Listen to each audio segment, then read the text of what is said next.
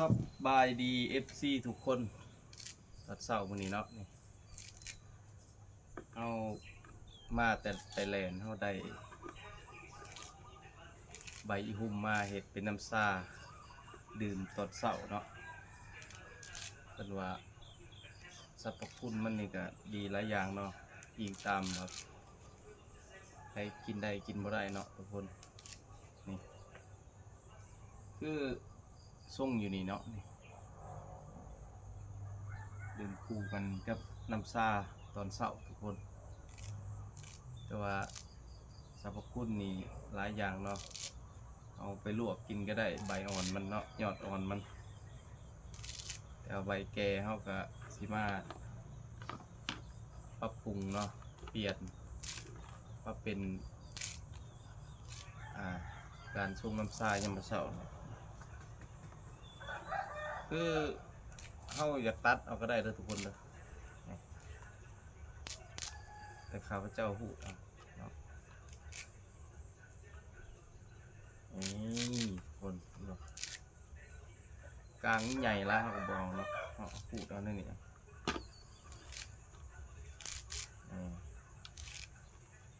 ไอ้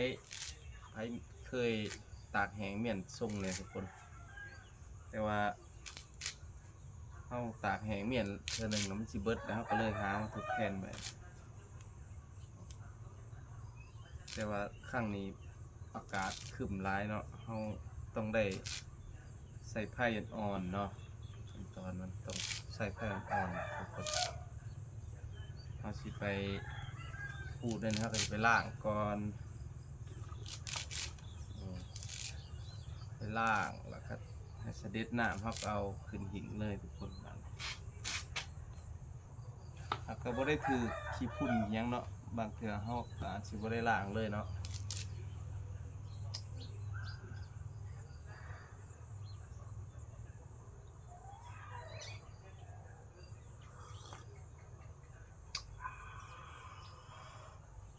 โอ้ยยังร้อน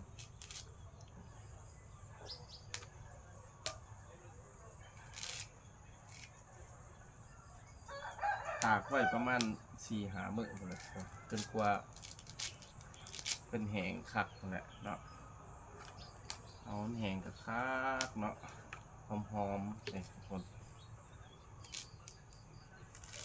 เอาไว้ส่งกินยามมื้อเช้าเพื่อสุขภาพช่วงนี้การมุ่งแย่งสุขภาพเป็นสิ่งที่ว่าดีได้ทุกคนเลยว่าในแต่ละมื้อนี่โอ้ยระยะโลกค้าหลายเราต้องมาหันดูแลสุขภาพเนาะมุ่งแย่งสุขภาพให้ดีเนาะทุกคนเนาะเป็นสิ่งสำคัญเนาะถ้าว่าสุขภาพเฮาบ่แข็งแรงนะโอ้ยุ่งยากทุกคนอืม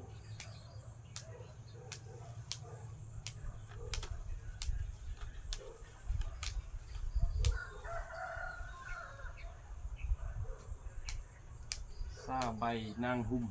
หรือว่าใบหุ่มแหละอืมไปเห็นมาแล้วก็ขอใน FC เนาะ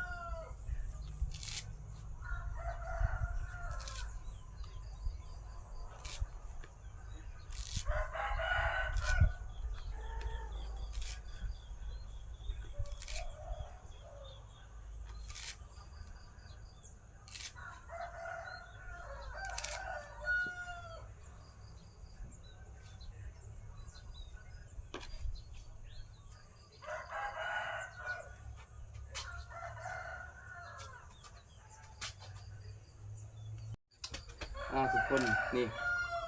เอาขึ้นแน่นี่เลยเนาะเอาเสียไปกู้อันนี้ปุ๊บอันนี้เนาะปุ๊บเลยบัดนี้ปุ๊บ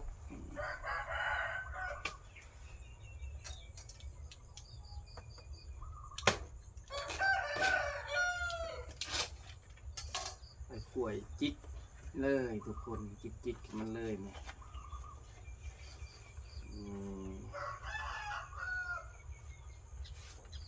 เราจะไปอบแห้งเนาะเพื่อฤดูฝนเราลำบากเนาะเราต้องเห็ดแบบนี้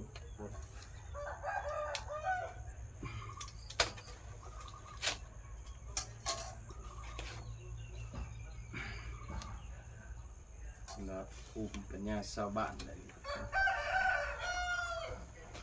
จิกเลย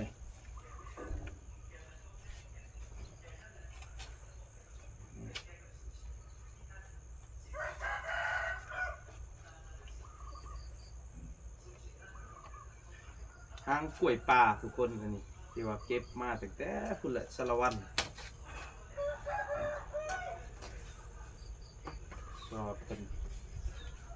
ขึ้นผู้เลยเห็นมันงามเลยก็เลยมาปลูกกล้วยป่านี่ก็ได้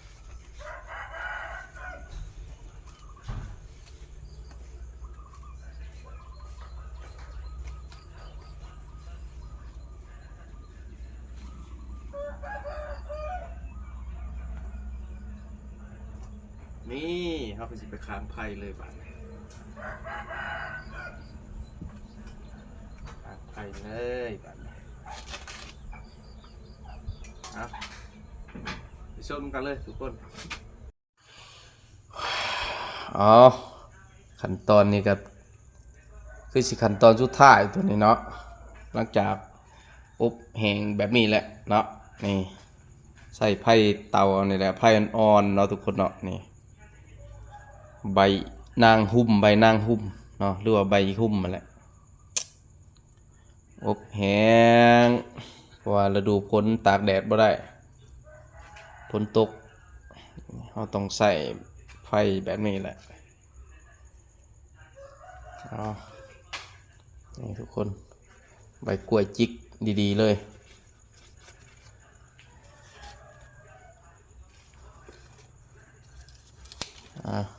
ตัวแรกจังมาทดสอบน้องกันแบบที่แห้งสำใดเนาะคือว่าเฮาจิตหุ้มแห้งหลายๆมื้อเนาะจนกว่าความสื่นเบิดนั่นแหละเนาะขอบใจบ๊ายบายส้มคลิปต่อไปทุกคน